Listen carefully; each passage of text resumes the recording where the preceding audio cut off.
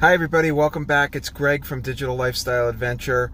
I'm going to be talking today about the commercial real estate and give you an update on the commercial real estate business and what's going on in this current coronavirus shutdown. So, this channel, if you're new to the channel, it's about business, investment, and real estate. All in the context of the digital world, okay? So that's what we talk about, but today we're going to be talking about commercial real estate, and we're going to be giving a commercial real estate update. So if that's of interest to you, stay tuned. Please, if you find this of value, hit the like button. And I'm very interested in, if you do have experience in commercial real estate, and what you're seeing out there, please mention in the comments below what your views are. And since I'm in the car here, let's get started. So, as many of you know who have been watching this channel for any period of time, you'll know that in addition to being involved in the digital space, I'm also involved in real estate and have been for many years. And I wanted to just give a commercial real estate update as to what's going on in the market today, and to sort of give you my thoughts on what's going on, because I'm very close to it, seeing what's happening on the ground today. The shutdown, the governmental shutdown that happened a little while ago due to the coronavirus thing, has thrown commercial real estate into complete disarray. Even people that have been through many cycles, like myself, having gone through, many different cycles, including the last financial crisis in 2008, have never seen anything like this. It's unprecedented, and it's a very damaging thing that's happened here. As everybody knows, the government a couple months ago basically shut down the economy in a response that some people think was excessive to deal with the coronavirus thing. And it's resulted in, for lack of a better word, a domino effect that has just knocked down one pillar after the other of commercial real estate, starting with the tenants, right?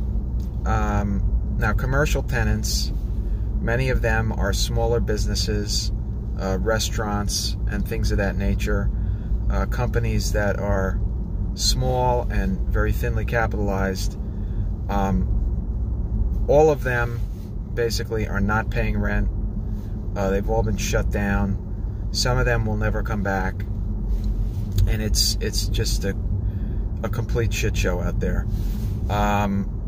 In jurisdictions like New York and New Jersey, but particularly New York, which I am very active in, the apartment tenants, which are normally pretty reliable in terms of rent, many of them are not paying rent. Some of them they can't afford to, but others are just not paying because they're getting the vibes and the messages from New York state government and the city that, they really don't have to pay rent. All right? This is what they're hearing, and this is the message that they're getting from the local government, which is extremely unhelpful and I think extremely irresponsible. And then, of course, office is in disarray because most companies, again, a large percentage of them are small businesses, and they're shut down. Everybody's working from home, so there's no need for, obviously the offices to be open, so they're shut down. So as a result, most of those tenants are not paying rent. And I've heard anecdotally, both in New York and elsewhere in the country, as far west as California, which is as far west as my clients go, have said that even some of the larger tenants, Petco was told to me is just not paying rent, even though they weren't shut down, and even though they're doing business, they're just not paying because they're viewing this as an opportunity to, renegotiate their lease, basically, in some cases. And I don't mean to single out Petco, but there are other large tenants that are doing the same thing. So it's a cascading effect. We've had people, we do bridge loans, so there's a lot of construction involved, and we've had we've had clients midway or at the end of their construction process, and the city just shuts down all construction. They can't do anything.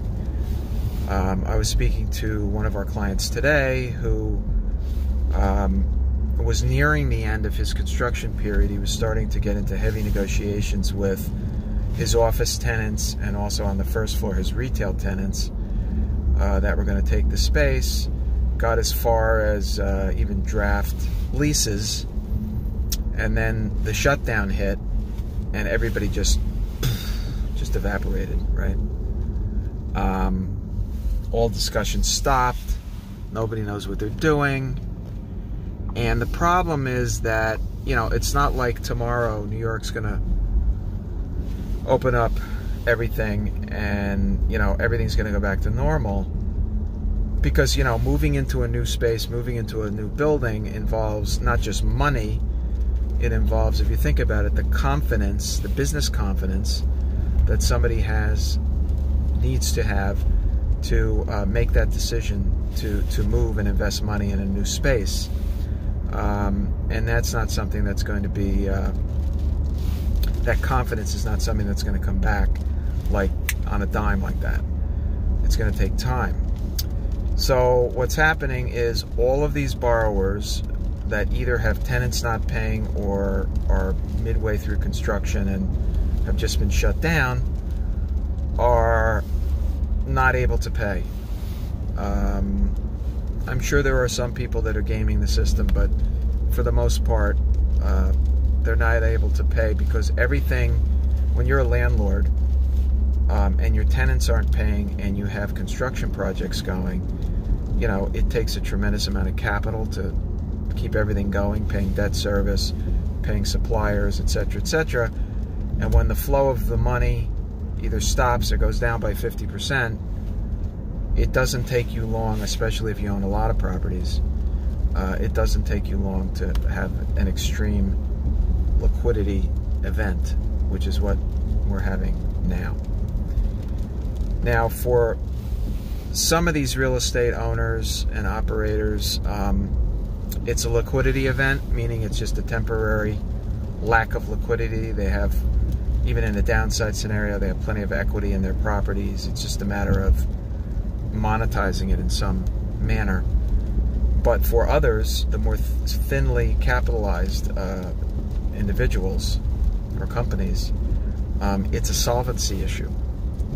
And those people, will, if this goes on much longer, will essentially go out of business and their properties will be foreclosed upon. It's a dire situation. It's not pleasant if you're on the lending side or if you're on the operator side. While we've seen the government, try to give small businesses, relief in the form of these forgivable SBA loans, and help out some of the tenants, the money has been difficult to actually get, through the cumbersome SBA program. And in some cases, the rent, like New York, the rent is a higher percentage of the total operating expenses of a business than is enough to really cover the rent. So it's not really helping as much as the government intended it to. where does this go? I was talking to, again, one of my clients this morning. Where does this all go? I mean, unless lenders are in a position to give, forbearances, and I don't even think a 90-day forbearance is going to do it. I think it's going to be probably 6 months, which, most lenders are not in a position to give forbearances of that long, or even 90 days in many cases. I don't, it's hard to predict what's going to happen, but it ain't going to be pretty. And the next 90 days is going to be just a total shit show.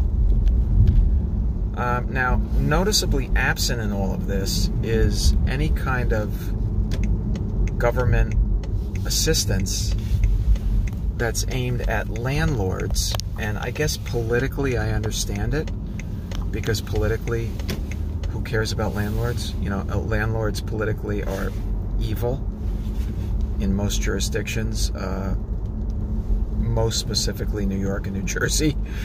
Landlords are viewed as rich, the evil rich.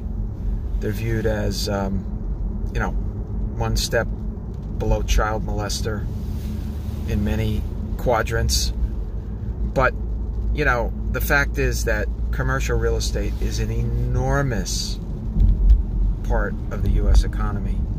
And it's a very, very important part of the U.S. economy. Many jobs depend on it. Many people depend on it for their livelihood, as well as all the tenants. I mean, think about all the tenants that depend upon it functioning normally. And what we're seeing now is just unprecedented by a factor of 10. In 2008, for example, I went through that, and it was horrible. It happened slowly. It was like a slow meltdown into oblivion, and it slowly affected more and more people until it took a lot of people down. This happened all at once, in a month, or in a couple weeks. The spigot was shut off, and that was the end of it. And,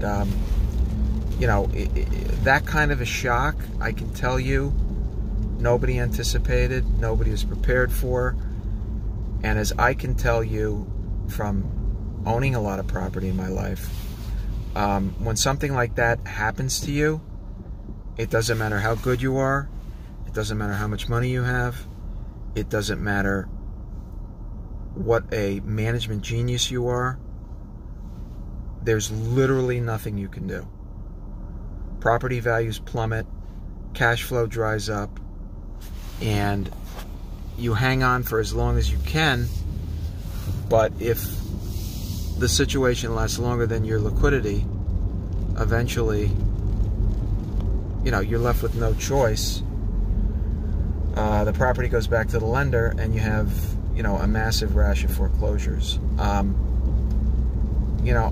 am by nature an optimist, so I don't want to be alarmist or overly negative.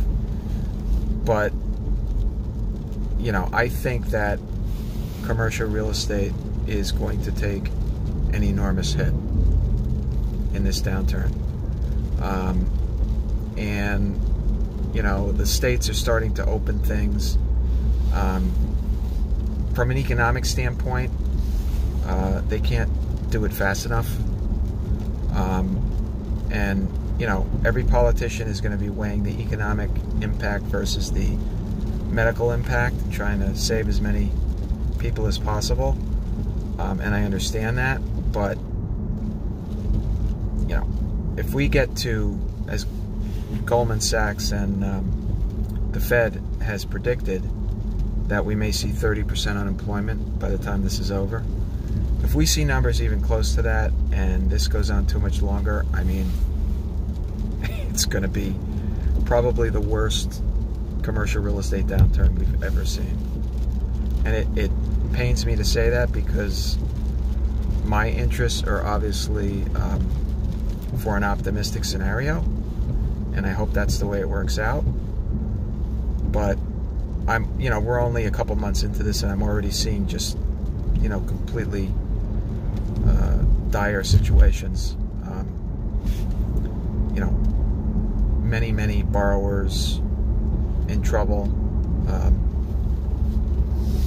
Not having enough liquidity, not being able to make their payments, and it's not going to get solved quickly.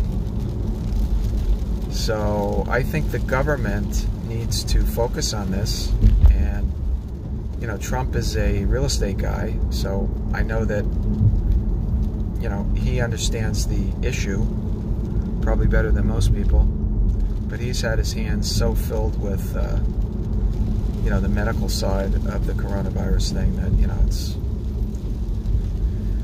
probably him and Mnuchin haven't really focused on this aspect of it yet, but I'm hoping that they will. And I'm hoping that we'll see some resolution of this, or at least as we go over these bumps here, some kind of resolution of this situation, or some assistance to not only the tenant side of the equation, but also the landlord side, because otherwise it's just going to be Armageddon. And I hate to use that word, but that's the word that comes to mind. So anyway, guys, that's the update. I'm sorry I didn't have better news, but it is kind of bleak right now. Maybe in a month or so I'll have a better report. So if you got value out of this post, or video I should say, please hit the like button. That helps me out with Google and YouTube. And please, I'm interested in your comments. What are you seeing out there? What kind of either anecdotal or direct things are you seeing regarding the commercial real estate? I'd love to hear your comments. And please subscribe also. Putting out a lot of good content on all three topics. So take care, stay well, and we'll see you again soon.